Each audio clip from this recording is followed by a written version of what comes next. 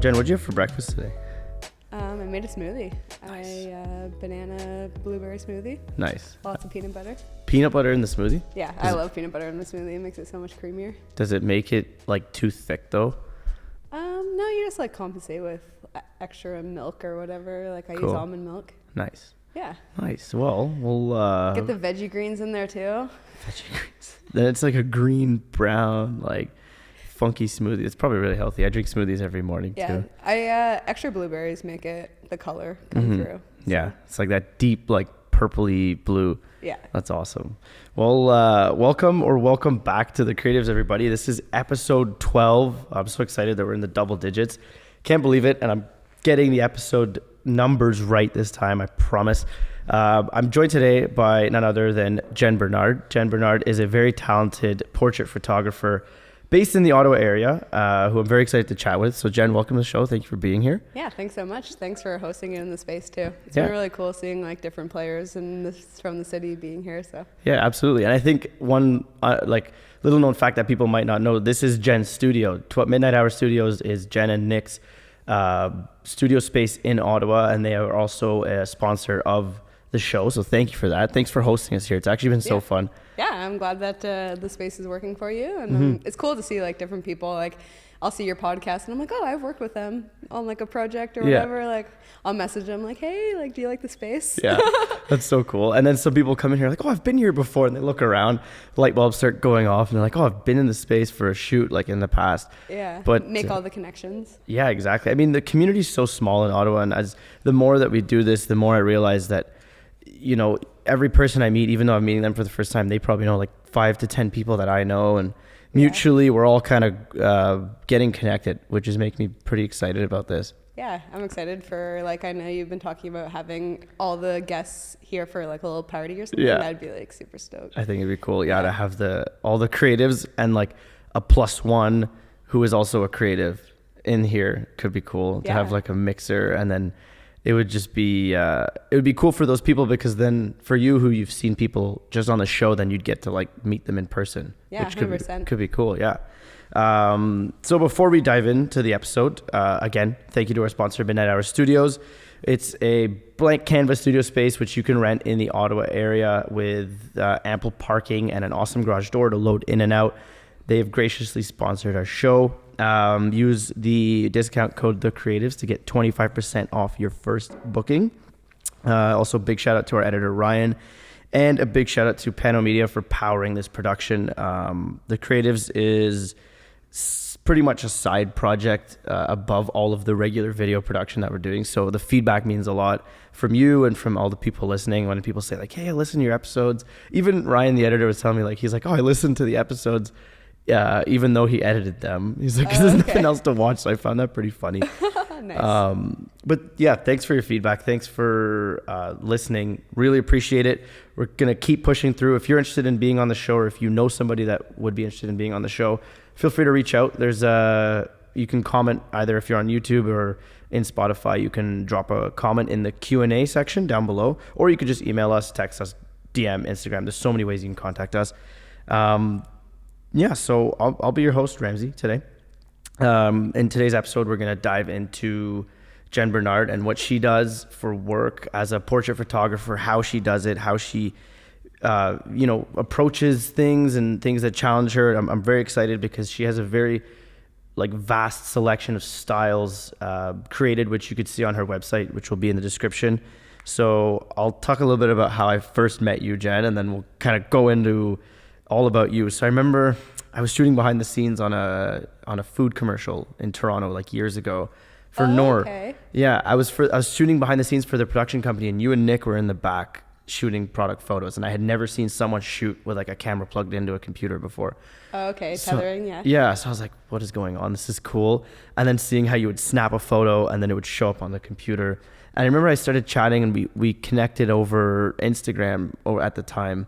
And then I stayed seeing your work, and I saw you kind of the studio open, and then fast forward a couple of years, Joey was on episode 1. He said, I asked him if he wanted to be a guest, and he said, yeah, we can shoot it at the studio that I work at. And this is the studio. Yeah. And then it's like Ottawa, like 2 degrees of separation. Yeah, 2 degrees of separation. Not even like 1 sometimes. Yeah, everything's so close. And then as well, on brand with this theme, is a snowstorm outside yet again for another episode. So I think it's really cool how it, you know, it took a couple of years for that relationship to materialize, but here we are having a conversation.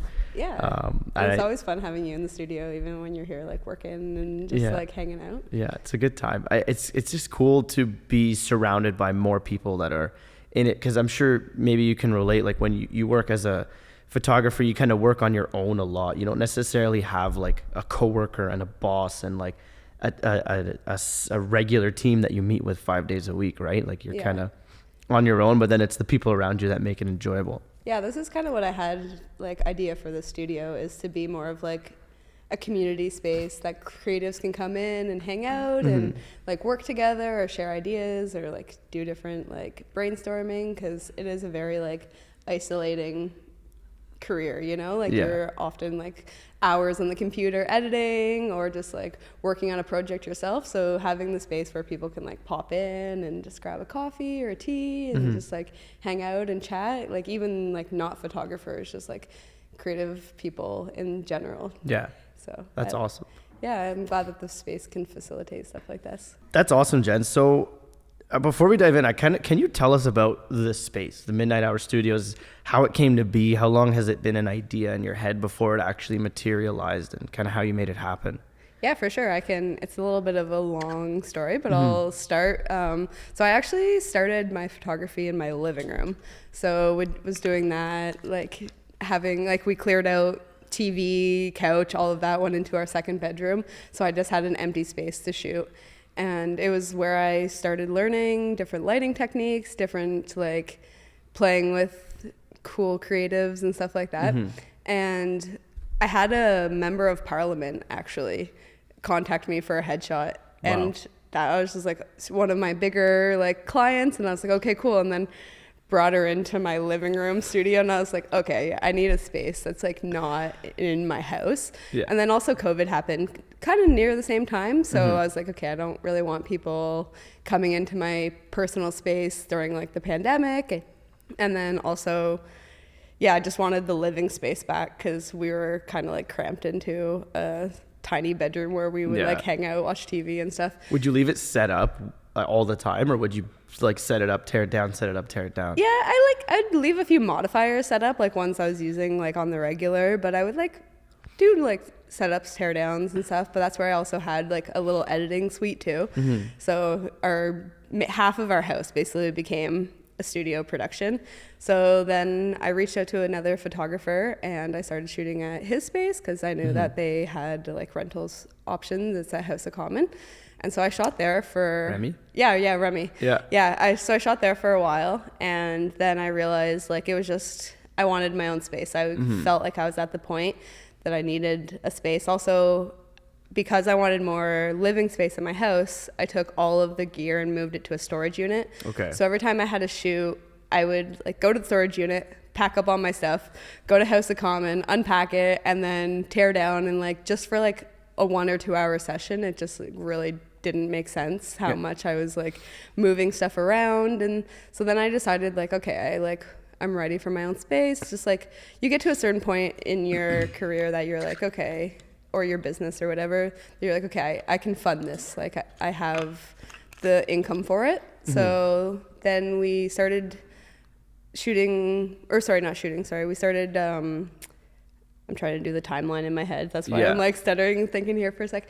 But yeah, so we started working with another photographer in a space called Aperture One. Okay. And yeah, just like wasn't my drive. Like I was. You still needed that like personal, like this is your studio. Yeah, well, it's just like we didn't see eye to eye, I guess. Okay. That was the harder thing. And then we got another space, and the landlord moved a blacksmith. Oh my goodness. Into like the bottom half of the building. So that was horrible. Like it was just like loud, like metal on metal, like ding, ding. For like hours at a time. Hours, and it would stink. It smelled like burning metal, and it was just like, and that was like in the middle of like one of my busiest times too. Like the landlord didn't give us any heads up or anything. So then it was funny because I was doing a group of real estate agents and the blacksmiths were working at the same time.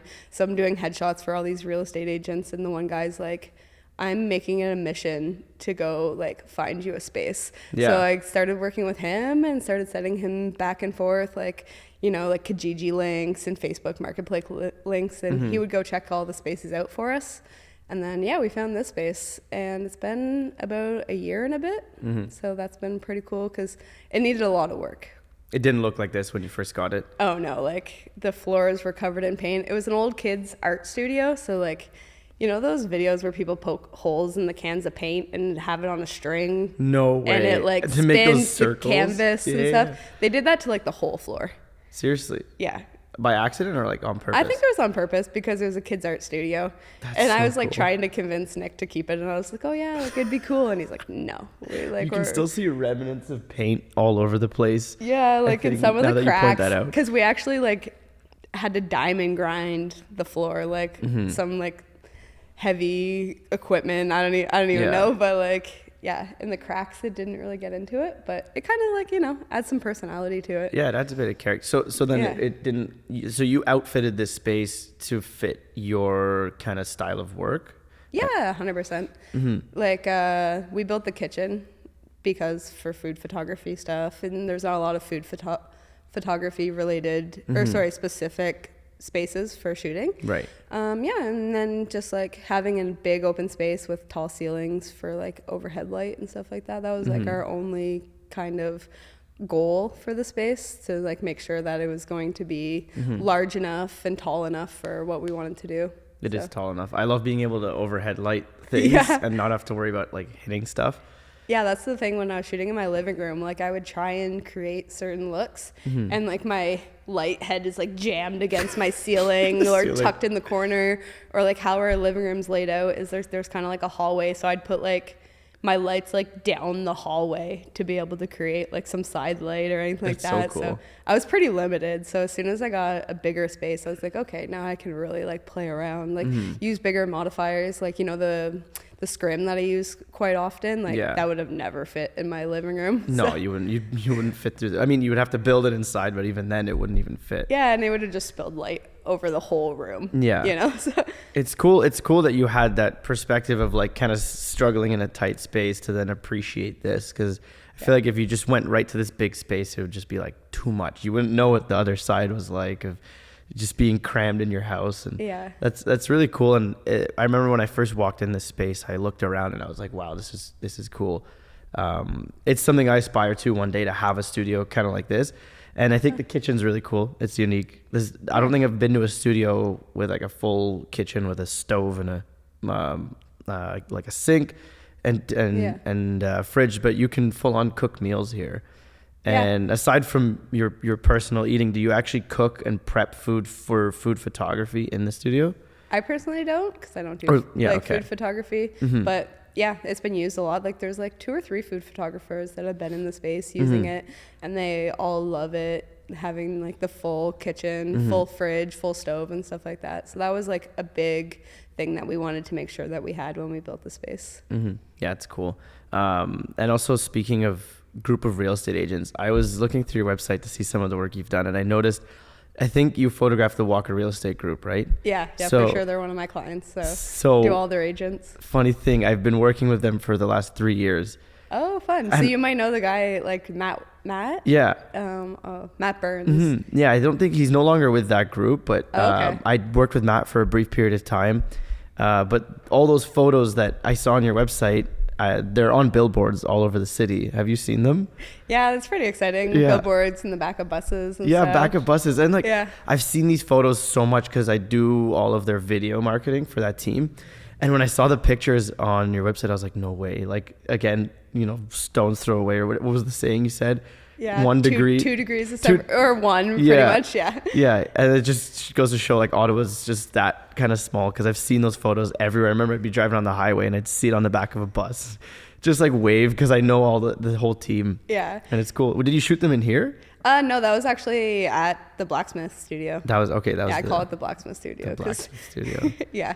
So it was Matt who was the one that came and found this place. Well, he didn't find it. I had found it, but he came and like met the landlord and everything and negotiated for us. So that was pretty good because just like I was saying, it was the busiest time of like, it was a really, really busy month when the blacksmith stuff happened.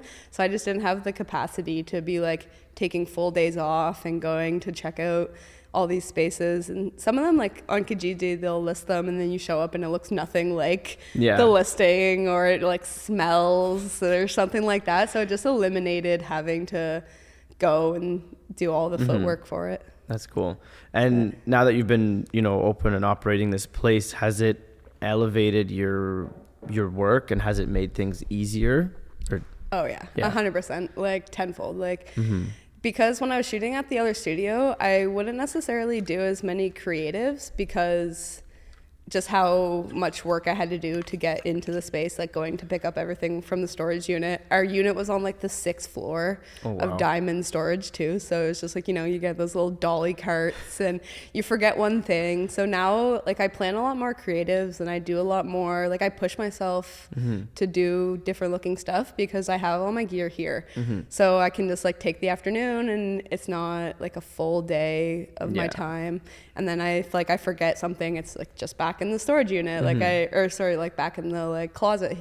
I don't have to go to the storage unit or I don't have to like worry about like, okay, if I have an idea during the shoot and I didn't like necessarily bring what I needed to execute that, I'd be like, okay, well, I guess I'm just not going to do that. But here, if I have an idea in the middle of a shoot, I'm like, oh, I'm going to go quickly grab this. Like it's going to like really enhance our photo.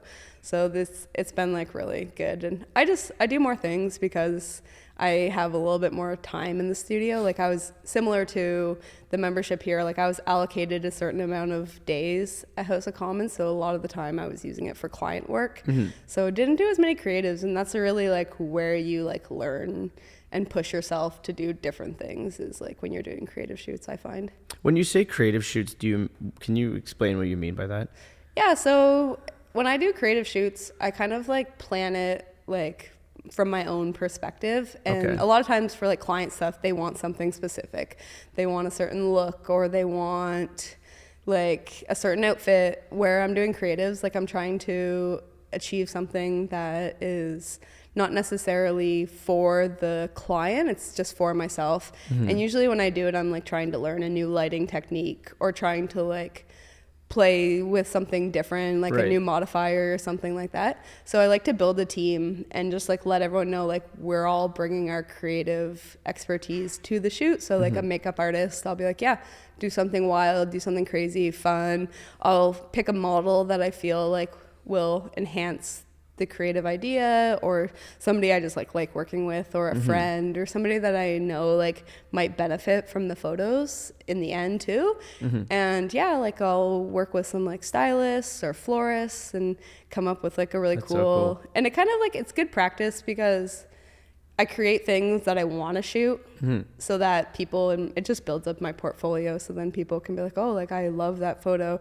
And really like, I didn't do it for any client or anything like that. So it's a personal growth thing. Exactly. It's more so like an experimental project, right? And it's funny because you call it a creative shoot and like this podcast is called TheCreatives. Yeah. And it very much is an experimental kind of, it's pushing me in audio recording, video recording, lighting, and it's pushing me in, conversation skills, I guess. Yeah. So it's cool that you approach your creative shoots with that kind of open-minded, like, I don't care what happens. No one's really paying for it, right? Yeah. And I find I'll push myself out of my comfort zone when the creatives, like with client work, I will sometimes default back to something I know is safe, like a safe lighting setup or a safe like color palette or something like that, or something I've done before. Where the creatives I shoots, not the creative, like the creative shoot, you know what I'm talking about? Yeah. The shoots I do, I always make sure I'm trying to do something different. That's like cool. Every time. And like there's one specific thing I might have seen something on a tutorial that I want to put into action and see if it works or something like that. So those are the opportunities I use for that. And have those shoots, would you say those have brought you some clients or some like actual paid work in a similar, style to the creative shoots? Yeah, kind of. It's funny because it just attracts attention to your work. Okay. And a lot of times there will be like, oh, like I love this photo, but like, can we do something on a white background? Or like, so Okay. I find like a lot of clients still default to the safer setups. But yeah, it's just like building a portfolio to try and sell other clients on more unique, different things. Yeah. And then my goal, like I'm not quite at that level yet, but my goal is for like a big campaign or something like that to see a creative shoot that I did and be like, okay, like this is what we want, where we want to go with it, you know? Yeah, and it's true. It really does set you apart from just someone who photographs on, just white backdrop, black backdrop headshots. Yeah. This is cool because it's a testament to what you can do given the opportunity and the time. But I've seen your images on your website, and I'm fascinated by how you can bring in color, but also not ruin skin tones, but also have a very, very colorful and vivid image. And I wanted to ask you, like, how do you even go about labeling all these styles of photos? Like, you have all these different names for the styles, and I think it's really cool, but how do you go about staying within that style, and also which ones are your favorites to do? Yeah. That's an interesting question. I've actually kind of like had trouble with this myself. Like I've done like 4 different versions of my website because I do have photos like all over the place.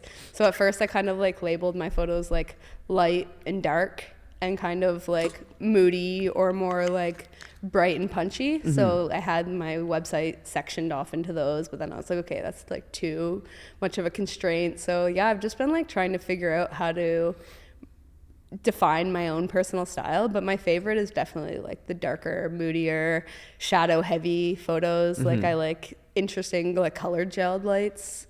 I'm very inspired by I started off as a music photographer and concert photography and stuff like that. So live events and stuff, like people performing and then snapping photos. Yeah, 100%, and more like music stuff too. Okay. So I'm like really inspired by stage lighting and different like atmosphere in like so I'm trying to think of the words here. Like the atmosphere of concerts and live events and performances, and trying to bring that into like studio work. That's cool. Yeah, with like different lighting and stuff. And I love color gelled lights. I don't know, it's just like something that I find is like really fun and exciting, and it kind of has that like nightlife vibe to it as well. So yeah, I love the colored vibes are really cool. And so you mentioned you started with like music photography.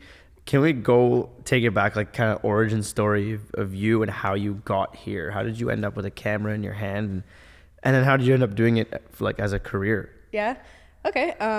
So I started off, like I was saying, in music photography. So Nick and I have been together for like before I started doing photography. Okay. And he got the contract for Rockfest. I don't know if you know, it's like Is that an Ottawa-based It's event? in Montebello, Quebec. Okay. And it's like, I don't know, I was a person that went to Rockfest all the time. Yeah. And so he got the contract to shoot it. And I was like, okay, like you have to say yes to that. Like and he's like, even if you just come and hang out in the pit, like just enjoy yourself. Like I'm not expecting you to take any photos or anything like usable. Like I know you don't have the background for it and stuff. I was like, I haven't picked up a camera basically since high school. Like I had like one of those like point and shoot, like in high school, high school, like at the high school parties, you know, like uploading like a digital point and shoot or a film point and shoot. Just a digital point and shoot, like one of those like tiny ones. Yeah. I don't remember what it's called, but it was like very like the classic ones. And then you just like upload every single photo to Facebook, like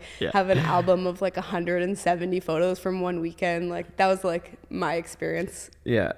That was your first experience with cameras, was just playing around like that. Yeah, and I also I took a lot of photography courses in high school because it was just something that I enjoyed. But then during Rockfest, he basically explained to me like a few settings, here's like quick 101 of how to shoot concerts. And so we shot that weekend together, and I had a blast. Like, I had like the most fun. Like, we shot like System of a Down, Linkin Park. Like, it was like a whole... You're already a fan of the music, and now you're pairing it with something new, right? Yeah, and it was just like I just wanted to be like close. Yeah. Like Rob Zombie, like other really like cool bands. Yeah. So then after that, Nick was like, "Oh, like you actually like did really well. Like a bunch of your photos made the final album." And I was like, "Okay, cool." Like, that is cool. Yeah. And then I just kind of realized with a camera I could have a lot of cool access to shows. So I just started shooting concerts, and I started volunteering for a couple like publications like Apartment 613. I would go and shoot concerts for them. Is that like a local venue in Ottawa? So Apartment 613 is like a blog type Oh, it's a blog. Okay. website, but they do like a lot of like just what's happening in Ottawa, different cool things. Like, definitely worth checking out. They're really cool people. They like profile different like creatives in the city or different events that are happening, and it's a really cool place to like check out and learn a little bit about Ottawa too, because they do like a weekend roundup, so they like say like what's happening on the weekend, cool things to check out. So that's cool. So doing concert photography, but I also had like a whole other career before photography. So I was working at an elementary school at the time, and concerts are at nighttime, and like with Apartment 613, like it's time sensitive, so they wanted to release the photos the morning after the concert. So I would get home from late nights. I'd get home from a concert like dumping photos, editing photos, being up till like 2 or 3 in the morning, and then back up again at like 7:30 in the morning to go to the elementary school. So I was like, okay, like this isn't sustainable. And then I realized like, oh, like it's not, if people that choose concerts, like they do it for the love of concerts and the love of music. Like there's not a lot of money in concert photography, just because there's so many people that love doing it that they'll do it for free, you know? So, right. And then that's when I decided like, okay, I want to keep playing with photography. Like this is something I'm really enjoying. Like I've always had like a creative side to me, but never been like a great drawer, or like I was one of those kids that like would make a poster and like the letters would start curving down the side of the poster because I just like had no spatial awareness for drawing and stuff like that.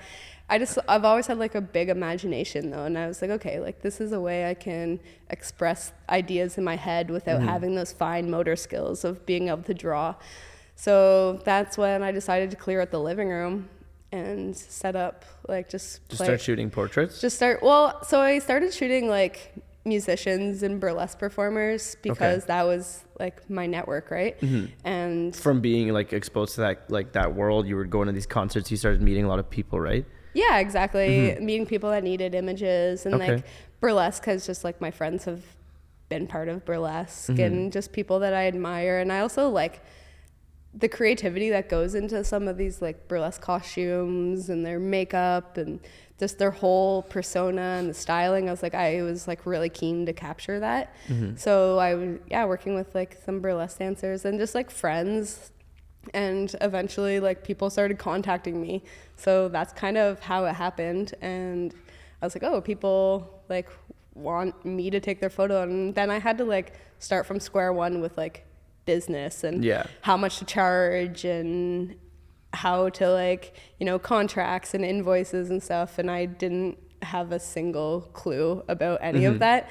And then also at the same time I'm working at the elementary school, so it was like pretty tough to try and like manage both, because a lot of the times like I would work all day at the school and then have a portrait session and then also like try and figure out how to bill that person or invoice that person. So that was like a huge like learning curve for me. But yeah, so after the living room, it just like it kind of grew organically. Like it's funny that you asked that question, because I actually don't really like know. I feel like I'm always just like stumbling forward and you're just here. The universe is just like, you got this, you know. But at what point did you transition from being working at that school to just leaping into 2 feet into full-time photography? So it was December. It's funny timing actually. So December 19th, 2019. So the school board, because I knew like I was a bit burnt out. Like the job I was doing was pretty intense. And it was just something that I needed a little bit more freedom in my life. I wanted to travel. I had some like personal goals, and it just like working full time at the school wasn't facilitating that. And I knew like if I kind of focused on one or the other, I had a lot more potential to grow in one department or the other. So I was like, okay, well, like the photography thing's going pretty well. Like I might as well try at it. And so the school board asked me if I could leave at a natural break. So either Christmas or at the end of the school year. So I was like, okay, like I'm really done. So I decided to leave December 2019, right, like for Christmas break. And then had an amazing January, like traveled, like did the whole thing. And then February was awesome. I was like booking like lots of gigs. And then March, the pandemic happened. Just down. Yeah. Or I guess only at first, but yeah, at first. Was it stressful? Like, were you like, oh crap, have I made a mistake? Well, yeah, like all my coworkers, like they're like getting their full pay, and I'm like applying for CERB, and I'm like, oh, like good start to my like first like few months being a freelance photographer, but out of my control, right? For sure. But it's kind of, that's actually around that time is when I decided to go 2 feet into video production too. I was like, if there's a time to do it, it's now. I had finished university in 2019, done some traveling. I was still working as a cook at the time and just trying to figure out what the heck I wanted to do. But I knew I didn't want to just, get a safe, comfortable, predictable job.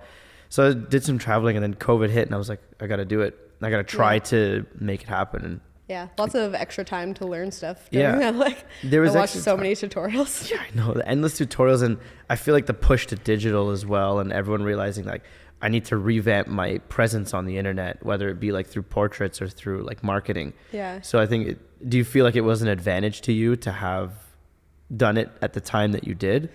Yeah, like there's like two sides to it, because portraits, like there was like a lot of lockdowns that they weren't allowing us to do portraits. Yeah. So a lot of times like clients were like, I want to come in, but like because of closures and COVID restrictions, I like couldn't have them in. And then salons were closed for a really long time, which like really affected me, because people were like, oh, I want to come in for a new head shot, but I haven't had a haircut in like 5 months, like, or I need like my eyebrows done, or like all these like beauty things. So I was like, okay, like, well, you know what, when the salon's open, like book me in and stuff. But I also started another business during those few months that is still going to this day. So like a lot of, come September, there was some people kind of going back to school, but a lot of it was like online. And someone reached out to me, like one of my old coworkers, and like, yeah, they're not doing school photos this year. Like they just don't want the complication. They don't want to have like a third party photographer coming into the schools, just like with all like the COVID like risks. Just for regular picture day stuff, like for just like school photo day, you know. So I started Green Egg Studios. Okay. And that's where I do like private kids school photos, and I do them like a little bit different than the typical school photo. Like I have fun, colorful backgrounds. Cool. You do it in here? Yeah. So it's only dedicated to school picture day photos. Yeah. For the mems, right? Like for the parents? Yeah, exactly. Like, I don't know, like parents really like that chronological. Absolutely. Like they can't miss like Timmy's grade 2 photo, you know, like heaven forbid. So it actually like, I did that in September, and I was doing that when I was still at House of Common, and it blew up like crazy, like word of mouth, and parents just like, they love their kids, right? And I was doing it a bit different. It wasn't like that like old library background with the fake books. Oh my goodness, I hate photo days so much. It'd be like chin up, chin down, and be like, which way do I go? And I feel like a robot at the end of it. And it doesn't like, and I had so much experience with picture day, because I've worked at elementary schools for like, I don't know, like 7 or 8 years. And I would get all the envelopes back to hand out to the kids to take home. And I would look at them and I'm like, that doesn't look like the student I see in my classroom like every single day, you know? And I was just like, I would see just like the stress induced like kids standing in line in alphabetical order, and it's their turn, and like their whole class is watching them, and they have 30 seconds. They're told to do some like awkward pose. So I was just like, I could do this differently. And also like the opportunity presented itself. That's cool. Because they canceled it. So that's been a project that I've really, really like enjoyed so much. And you're still doing it to this day? I mean, is it usually around the time of like the start of a school year? Usually that's when it happens, or is it just all throughout a school year? People book photos for their kids? I just do it on weekends. Like I'll choose like 4 weekends, usually September, October, kind of like the start of November for the late timers. But yeah, just in the fall, just book out a bunch of weekends in the space and yeah, just have everyone come in on the same day. So it's kind of like a little bit more of a volume based photography, but I spend the time with the kids. Like I book each kid for 10 minutes, which is nice because they don't have that pressure of like getting in the perfect position. And I get them to do fun, different things. Like I'll draw a square on the ground and have them jump and do like jumping jacks or spin around, and with being able to like capture emotion with my lights too. Like their like hair is all cool and like parents love it. And I'm really capturing like the kids' personality, I think, which is important. That is cool. And I think that lends itself to like your continued success in the portrait photography space, because now you're working with people at all different stages of existence, kids, adults, artists, you're working with professionals. So how do you find that you bring out the best in a person when they're in front of your camera? Oh, thank you. Yeah, I think that's kind of like a little bit one of my secret strengths. Anyone can, well, not anybody, but a lot of people can like set up a light, set up a background. But my work because my previous career was a social worker, my just experience with that, like being able to talk to anybody from any walk of life, and also really like reading people's energies and kind of seeing where they're at and taking them on like a little bit of like a journey. So I always like meet people's energy where they're at and kind of bring up their confidence or whatever we're trying to achieve, and just like knowing how to create a fun environment if we're trying to get those fun, interesting photos, or like a more like serious environment if we're trying to get more like a more somber photo. So really just like creating a space that allows someone to be a little bit more vulnerable, and yeah, just I can connect with someone pretty easily. That's just cool. Like vibing them out, asking them questions. And there's a lot of like psychology to a portrait, I find. So when people are like, I don't know, I'm not one of those photographers that are like, okay, 1, 2, 3, cheese, and like smile on command. Like I like when people smile about something that they're actually happy about. So a lot of the times, like I'll tell people like, we're gonna talk, we're gonna like, you know, have a little bit of a banter, and then that'll allow us to get those like reactions. Because like sometimes I'll ask people like, oh, like what do you like do this week? What are you doing this weekend? And they're like, I am like, and like won't break their smile. They're just like, I am gonna go. And I'm like, no, you're allowed to smile. You're allowed to like break that like human statue, I call it. Like when people get really stiff. So I just like creating an environment that allows them to feel comfortable is the biggest thing. That's cool. And do you find like as the shoot progresses towards the end of a shoot, you're getting your best results?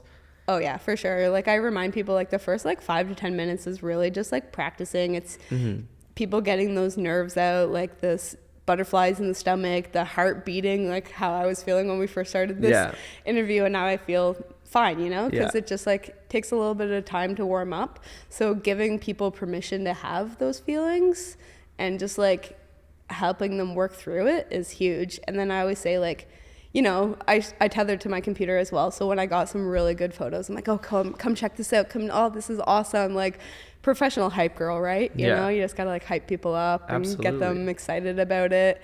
And one of like the biggest like joys is when people are really nervous and they're like, I hate getting photos taken. Like I feel like half my clients say that to me. Like I'm horrible in front of the camera. I hate getting photos taken. And I'm like, okay, cool.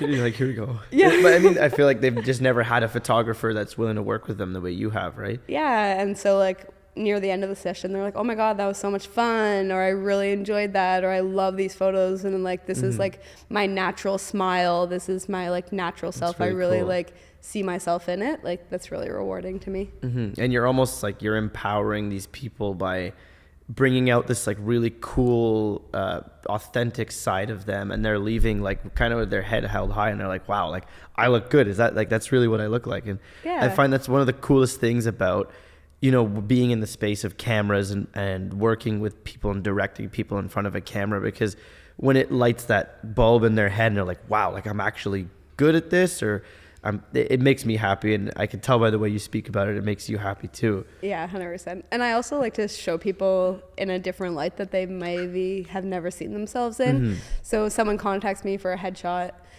and they want just like the standard, like evenly lit kind of headshot, I'll obviously do that for them. And then sometimes I'll have another setup and it's a little bit more moody or a little bit more, you know, mysterious or a bit more intense. And I'm like, okay, like, do you want to try this for a few minutes? And they're like, oh, wow, like those are awesome. Like I never seen myself looking like that. So that's always like really rewarding to me as well. That's really cool. Yeah. What would you say is the most important aspect of a portrait? If there could be kind of one thing that you would pinpoint, what would be the most important thing for getting like a good portrait? I would say emotion. Like if the person's like emotive, like big smile, or like they're like serious, stoic, or like a little bit more somber. Because people like they're most attracted to like the smile and the eyes in a portrait, right? So having someone that's like, I love like one of those giant smiles that take up people's faces and they're smiling so big their eyes are closed, you know, or just like the back like head laugh kind of thing. Like I think that it just like, because you feel what that person is feeling when you're looking at the portrait, and the person will like, the person that's in the portrait will look back and be like, oh yeah, like I was like really, really happy and really, really enjoying the session. So I think that's like the most important, like posing, and obviously like that adds to it. But even if someone's in like not an imperfect pose, like a little bit hunched or something, but they have just like a really emotive expression on their face, I think that like is way better than that like perfect pose, that perfect like shoulder back, hands together kind of portrait. Exactly. Okay. Yeah. That's cool. So then I feel like at that point, what equipment you're using, what lights, that kind of all dissipates, and it's just about that one-on-one connection between yourself and the subjects, right? Yeah. Yeah, like working with, I always like ask people questions about things that make them happy. So if it's like a parent comes in, like I'll talk to them about their kids, and parents just like light up when they talk about their kids. Or somebody that loves traveling, I'll ask them about one of their favorite trips that they've ever gone on. Or just like, you know, someone that loves food, like let's talk food, like what's your favorite restaurant in the city, like just things like that. And just knowing how to converse with people is the biggest thing, right? Absolutely. Because then you'll get like the natural reactions, and then sometimes I get like a little too quick with the shutter and you get like the eyes closed mid-word, but then the split second after is when they're really like feeling themselves, you know? And you got it. So what is then your experience in front of a camera? Being someone who always photographs other people, do you have much experience in front of a camera? Not really, no. Like I've done like a few self-portraits like during the pandemic. I was just like playing with like putting the camera on a tripod, testing out different lighting and stuff. But yeah, I'm a more nervous, anxious person. So as soon as I'm in front of the camera, like you're just asking me that question, like makes me nervous, like with all like the lights and the mics and everything like that. Yeah, exactly. But it also, I think it's a good exercise in knowing how your clients might feel. So every once in a while, like I'll push myself to do a self-portrait, or like do a portrait with another photographer, and just like knowing, okay, like this is how a client might feel coming into the studio for a session. So I think it's a good like reinforcement to realize like no matter how comfortable you are, you get nervous, right? And helping people work through those nerves is like really important. Yeah, absolutely. That's pretty cool. I'm glad you're here on this show, because I know it's ironic, like all these people that we're seeing, most of them are working in a space which involves cameras, and not many of them have had much time in front of the camera. So Steven, on our last episode, is a production sound mixer. I think that might have very well been his first time ever really being recorded or photographed, and I thought it was really interesting. And fun. Yeah, we had a really cool conversation.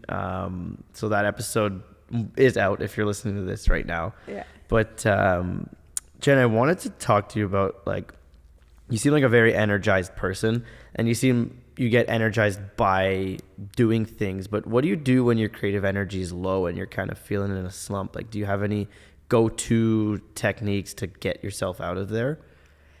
Yeah, definitely. I think like having a lot of other hobbies and passions and stuff is important.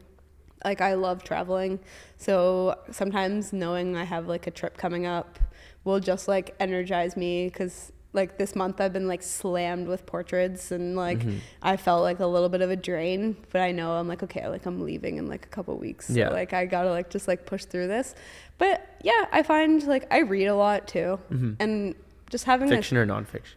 Both. Okay, cool. Yeah, right now I'm on a little bit of a fiction kick, just because I'm like sometimes reading is for learning or enhancing yourself, but like I've been more reading to like detach and just enjoy the story that I'm That's cool, yeah. reading. So yeah, nature is a huge one for me. I feel like everyone says that, but It's true. It's so hard in the winter to be re-energized by nature, because you're like 4 layers away from nature with all the clothes you have to wear. Yeah, exactly. And just cold and miserable outside. But yeah, just finding things that I enjoy and just chilling. And like when I'm not feeling super creative, like I don't push myself, because that's when like anxiousness can happen and self-doubt and all of that. So when I'm not feeling overly creative, I just do other things. Just, you know, hang out with friends and like talk to friends, and I find that social interaction just like re-energizes. Energize. Yeah, it's okay. Words are hard. It's fine. I know. Talking is hard. It's not my strength. No, I mean that's cool, and it's interesting you say that, because I find these conversations, like doing this podcast, energizes me as much as it is a fair bit of work to like bring the equipment and set it all up and record and tear it down, back up. Like there's a whole process involved, but every time I leave a conversation in this podcast, I find I'm just like energized again. Yeah. But even though there's work involved, I find it's cool to just like, cool, there's one more person that I can relate to, one more person. I hope that everyone listening can also maybe feel energized as well by these conversations, because they've been really cool to kind of dive into you and to all the other people that we see here. Yeah, you can see like what other people are doing too, and you're like, oh, that's super cool, and like it just sparks an idea in your brain too, and you're like, okay, how can I add on to this, or how can I like do it but different and like add my own style to it. So I think like, yeah, really connecting with people. Like I go to a lot of events around creative topics, like creative mornings. Yeah, you were telling me about that. The Ottawa Design Club, and then just hearing cool. other people like what they're working on and different projects and stuff. And I'm like, oh, I'm gonna go home and like do a creative, or I'm gonna go plan out something, because just seeing other people and how much joy they're having doing creative things, like it's always just like energizing for me. And it really goes to show like how much how much activity there really is in this realm, like in the city, with these events that happen. And you know, I feel like the more I do this, the more I learn, like, oh my god, has this always been happening? Like the Creative Mornings event, which I'm going to try to get out to one of those, but there's so much happening in Ottawa, and there's so many cool people. That was one of the founding reasons of the Creatives like project that we're, you know, recording this episode on right now, was because I was meeting all these people and I was starting to learn about them, but I'm like, they don't have a platform. There's no platform, or maybe there is, but I didn't know about it. There's no platform that shed light upon like who these people were as individuals. And I like this long format conversation, because it kind of breaks down preconceived notions of who you might be or who the other guest might be. And someone who just knows you as a portrait photographer and sees your work, now they have an opportunity to get to know you through this. So thanks for coming on the show, first of all. But thanks for inviting me. Yeah, no, it's cool. Jen, I want to ask kind of, where do you see portrait photography going? Where do you see yourself going with portrait photography as the industry evolves and as everything evolves? Like, do you have any views on the future? Like I know that portrait photography is always going to be something that's really important, because as much as like technology changes and like there's like the new AI stuff and everything, people still need someone to help facilitate them being able to feel comfortable and them getting a good reaction and stuff. And even like in the day and age of cell phone selfies, like people still see the value in a professional headshot, because I think it shows that like you're investing in yourself, you're investing in your business, whatever you're using the headshot for. Like it's long term, it's going to benefit you more than if like your LinkedIn photo is a cell phone selfie, you know? But yeah, I think that portrait photography, it's just like so valuable in capturing people's essence and capturing people's just like their genuine self. And I don't think that like advancements in technology is really going to necessarily like change that, because like, yeah, I can have a newer camera with like some like a better resolution or higher megapixels, or I can have like a different light, but it's still like the core of portrait photography is like working with the person. And sometimes like lights and gear and all of the like extras around it don't necessarily matter if you can really like draw out people's energies and working with them. So yeah, I'm like, tech is not my like strength by any means. Like I'm still like defaulting to an older camera, even though we have newer ones, but I'm just like more comfortable with the like other camera body that we still have. I need to learn the autofocus and like the eye detect and everything like that on the new cameras still. But yeah, I think that even though tech changes and lighting changes and stuff like that, it's still like the core of portrait photography is connecting with somebody. That's cool. And I think it's really, I hope it's inspiring for anyone listening. Like you just admitted that you're not a very like, you know, fluent with technical things, but you still manage to capture these amazing images because you focus on your strengths and you focus on what really matters. And it's the kind of human component of it. And that's kind of, as time goes on and I grow as a creative person and just as a human, I find the human component is the primary piece in everything, and all the other things are secondary. And it's cool. It's cool to hear your views on the future, and I do wish you all the best, you know, moving forward with it. Yeah, thank you. And I do have like other goals. Like I know I will always want to work with people, but I want to start moving into like a little bit more like working with companies to create campaigns for certain like, you know, releases of like clothing lines and stuff like that. But I still, to the core of photography, want to work with like that human interaction. So make sure like there's models involved in the project. And I started doing a little bit of product photography and like the stop motion stuff over the pandemic. And the reason why I started the stop motion stuff is because I found product photography just so still and boring, and it just didn't have personality. So I'm like, okay, if we can take these products and make them move and dance and do different fun things, like it just like engaged my interest so much. Because like during the pandemic, portraits were a bit on hold, right? Because like all the lockdowns and like I mentioned before, like salons being closed. So it's like, okay, I need to pivot somehow. So the stop motion stuff has like, that's been really, really fun, because it's almost like the personification of that product. Okay, is like fire, like hot sauce, like it's fiery, it's like explosive, or like a beauty product is like a little bit more like slow, or like you know, gentle and soft. So figuring out like how each product maybe has a personality and how to show it to the viewer. So that's been something that I've been working on as well. That must push your creativity to bring emotion out of an inanimate object and just really like make the viewer feel something from a bottle of hot sauce, for example. It was a huge learning curve. Like there's so many different techniques for stop motion, and there's different like ways to show that personification, whether it's movement. And my first few stop motions, they were like very robotic. And now I'm like getting a little bit more flow, learning about like the principles of animation, how things like go back before they go forward, and just like different, to have like natural looking movement. That's to like cool. Make it look like it's actually an object.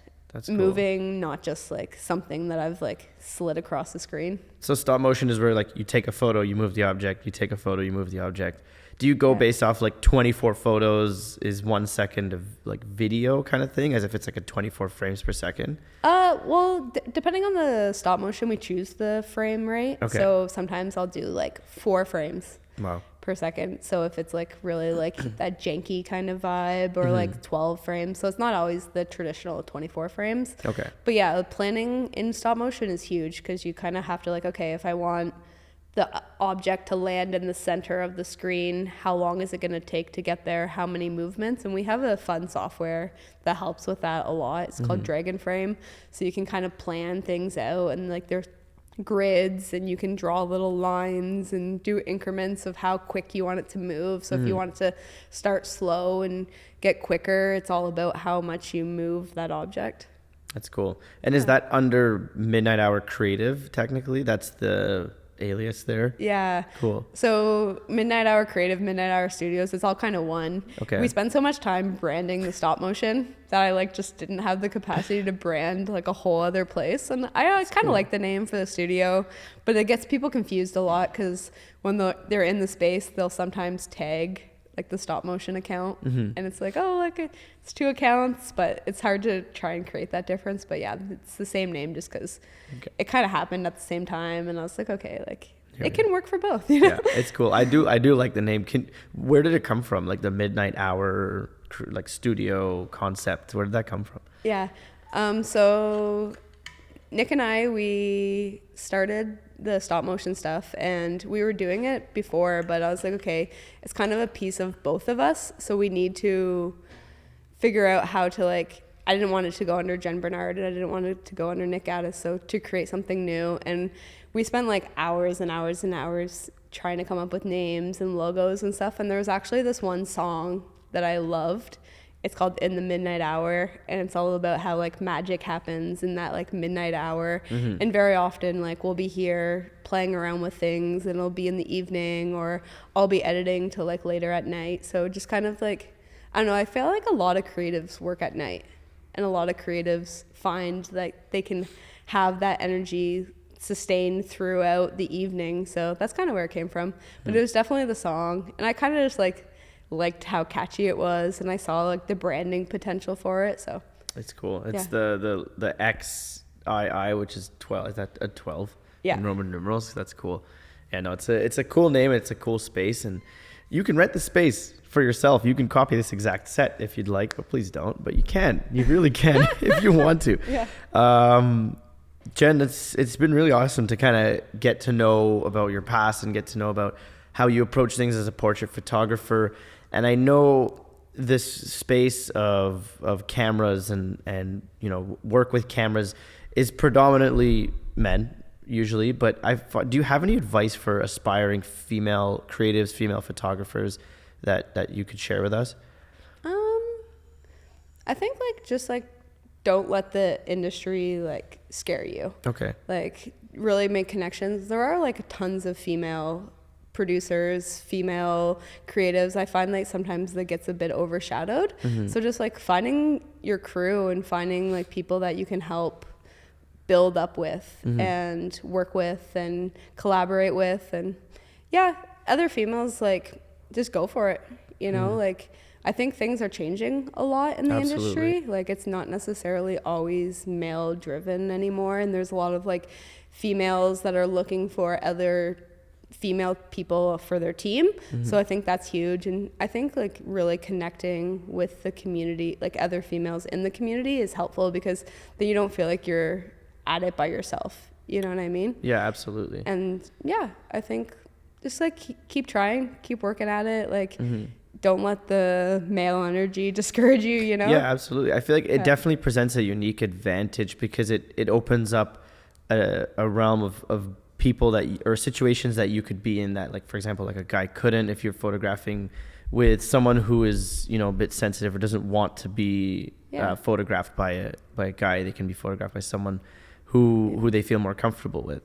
Yeah, females have so many strengths, I think, and it's sometimes different than masculine energy, right? So absolutely. Just using that strength and being aware of it is important. Is there any female communities of creatives that exist that you are part of? Nothing that's like coming up on the top of my head, but I just like talk to other females in the industry all the time. And so we're not necessarily in like a group, but I just like seeing what they're doing. It's very encouraging. And also like having people, just encouraging them to hire more female teams and more female crew, because that can make a huge difference too. If like a pretty heavy hitter decides like, okay, I want to have a female crew for this. And yeah, and then it just, people become what they see, right? So if there's more females in the industry, then I think it allows other females to be like, okay, I really want to pursue this. I see like so-and-so doing such cool work.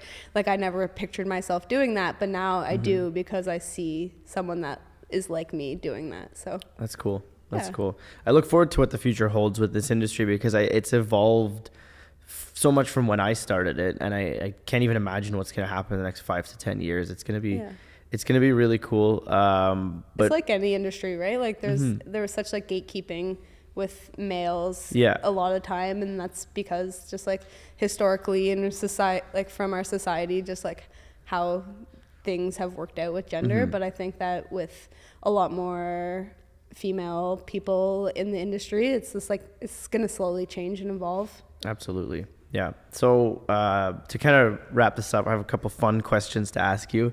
Jen, if you could do anything in the world with no limitations or constraints, what would you do? If I could do anything, it's an interesting question, because... It doesn't have to be work related. It can be like personal, professional, anything. Okay. Yeah. I would live on an island. Nice. No, I really love scuba diving, and I really love water-based stuff. So I kind of like... in an ideal world, I'd love to do like underwater photography. Oh, that'd be cool. Yeah, it's a little bit like a lot of barriers to access, in the sense of like the gear and the housing and stuff like that is really expensive, and just like diving is expensive in general. So you have to like get there in a sense of making sure that you have the proper equipment and everything like that, and having the scuba equipment and also the photography equipment. So, and like you also geographically have to get there, because all the water is frozen for half the year here. Yeah, exactly. Have you done it at all? Like, do you have any experience with underwater photography or diving? Yeah, I've been scuba diving for probably like 3 or 4 years now. That's cool. And I love it. I absolutely love it. And I have like the oxygen tank and everything, like full on. Yeah, full on. That's so like, cool. Doing like, I had my advanced open water.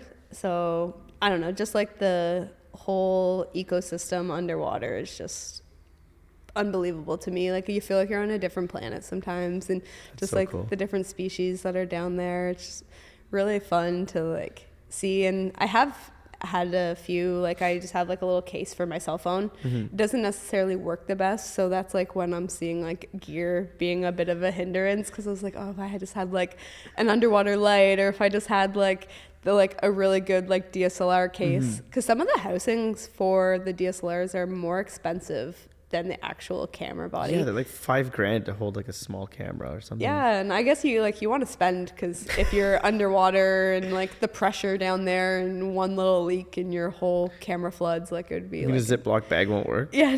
Definitely not. Like they have those like little like cell phone like I've Ziploc seen them bags. on, like I've seen someone stuff like a Blackmagic pocket camera in this like thing on Amazon. It's like $70 or $80, and it like closes up and holds the camera. You really have to have a lot of trust in your Amazon product. Yeah, I could not even imagine what I know. The underwater shark portraits, you're coming on that market. You're gonna capitalize on it. That would be cool to do, like artificially lit things underwater. I don't even know if you can do that. You 100% can. Flash and photography? there's a few photographers, like nobody in Ottawa, but there's a few photographers in the world that I've been following that do underwater portraits too. So like cool. It's really cool. Like there's one guy that I've just like I've been admiring for so long. He builds full sets underwater. Wow. So he does like covers for albums or different in pools or in like in natural bodies. Okay. In pools. So it's like the blend. It's almost like the pool is his studio. That's crazy. And so that would be, and I'm gonna try. Like I eventually, like that's a goal for the future is like I have a pool in my building, so I'm like okay, and like play with it. I have friends that have like in-ground pools at their backyards and stuff like that. So yeah, it's gonna be like a summer project, but like I was saying, like you need to have the right gear. So if you could do that, you would just buy all the things you could do and just go live on a nice warm island and photograph stuff underwater. That's cool. Like, I think it'd be really fun to go along with people for their like very first scuba trip and capture it and like capture like different things that they see or them underwater, and then like sell them the photos after, and like they can check it out. Yeah. See the terror on their face of being like grazed by a fish on their arm. It's always so freaky when something touches your leg underwater, especially if you can't see it. Yeah, that's cool. That's a fun one. That's definitely one of the more fun answers of if you could do anything. I like that. A lot of time, like when you asked me earlier, like why did I decide to do photography full time, like that was a huge reason for me, because like when I worked at the school, like my only break was Christmas break and then March break. And like, yeah, they're paid vacation technically, but that's when everyone else is traveling, and that's when the airlines jack up their rates and all the kids are on vacation, so there's just kids everywhere. So this is the only time you were able to travel, right? Yeah, and like I did, like I made like as much as I could of it, but then having to be back at a certain day for when school started again, like it just like there was a lot of barriers for me to be able to travel, and I knew that was something that was really, really important to me. So that's kind of like one of the reasons why I was like, okay, if I can use photography to like live a little bit more of a free lifestyle and choose what I want to do when I want to do it, like that's huge for me. Would you have it any other way now that you've gotten a taste of what it's like? Oh no, I don't think so. Like I've never been like great with like authority or bosses or anything like that.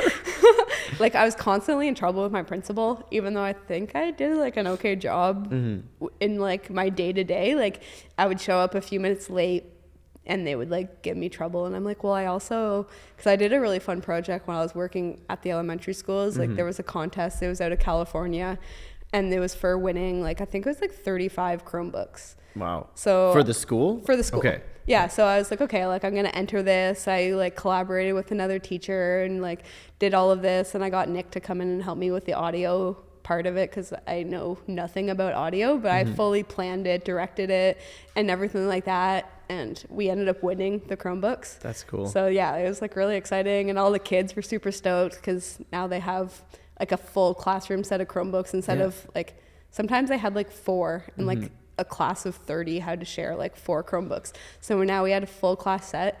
And then like a week later, I go into work and like my principal's like, oh, you're 5 minutes late. I'm like, I just won you 30 Chrome. Like, what? Are you kidding me? Like, yeah, I quit. I'm done. I'm out of here. And then just like, I don't know, just the school board can be pretty like, you know, by the books and stuff. And I like to like live life a little bit outside of that like confined square. So absolutely. I mean, there's like the uncertainty of it is liberating, and it's also exciting and energizing, and sure, you could go and you could, you know, choose the safe route, but like where's the fun in that? Yeah. And I still like do miss working with kids. Like I absolutely loved my career before, but I find Green Egg gives that to me as well, because I get to like you still get to work with kids. Yeah, right? I get to work with kids. I get to make them feel happy. I get to make them something that they might not be comfortable with or like feeling pretty hesitant with, give them a positive experience.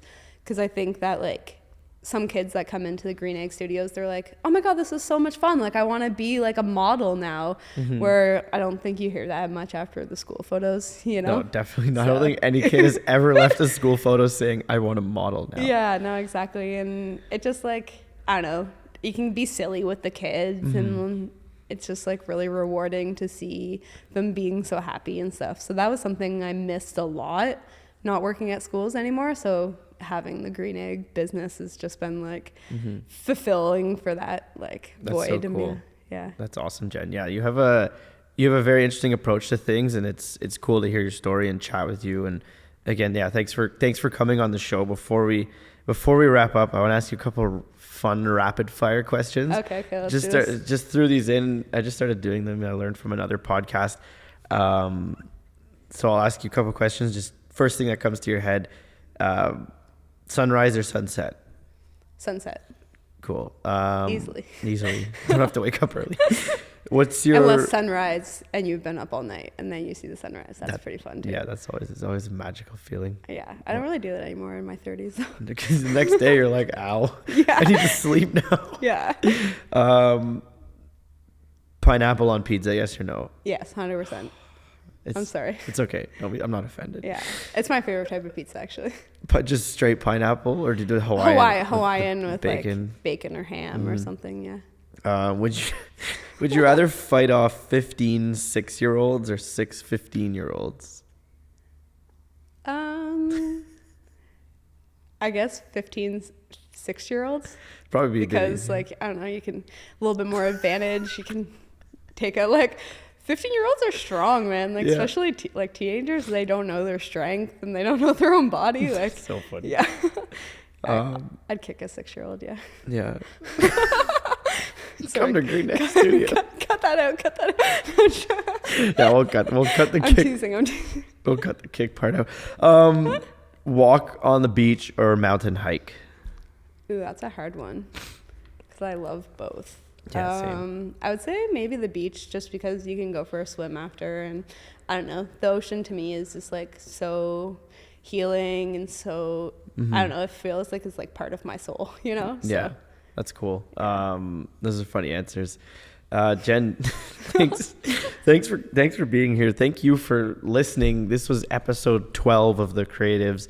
As these episodes go on, I'm grateful for you, the listeners. I'm grateful for you, Jen, and all the other guests that have been on here, because I feel like we're really exploring the amazing people that our city of Ottawa has to offer.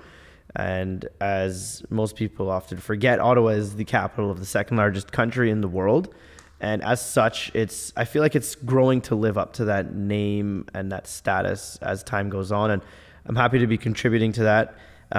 Thank you again to our sponsors, Midnight Hour Studios and Peno Media, for enabling this production.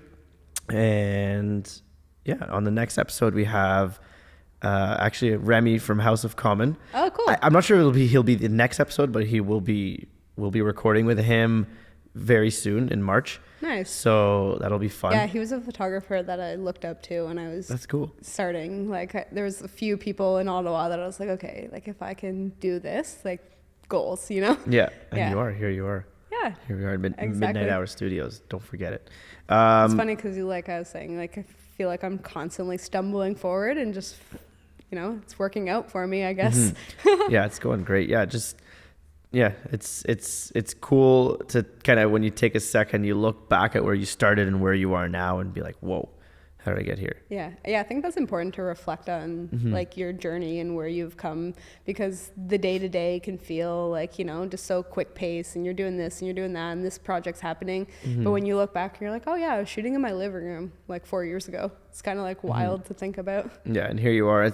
I find that the comparison is deadly because we're exposed to so much like sensory input, visual input on a daily basis. So it's very easy to compare yourself, be like, oh, like they're doing this or this person's doing this and I'm shooting portraits in my living room, for example. But it's just, you got to push forward and, look back to where you started and where you are now and remember that you can only go up from here. Yeah. So I think comparison's like the killer of creativity. Yeah. Because if you're like constantly looking at what other people are doing, that just like reinforces the self-doubt. And if you just like kind of hone in on what you want to do and what your goals are, it's so much easier than trying to like look at what everyone else is doing in the city and trying to like live up to that, because it doesn't work out for everybody. Like some things that some person's doing is not meant for what somebody else needs to do, so. Absolutely. So be inspired. Don't compare yourself to other people, but let them inspire you. Thank you. Again, thank you for listening. Thank you for watching. If you want to get in touch with us, if you want to get in touch with Jen, all the information will be down in the description below. I'll put those for you to check out, and we'll see you on the next episode. And Jen, thank you. Yeah, thank you. Yeah. It was really fun. That was awesome.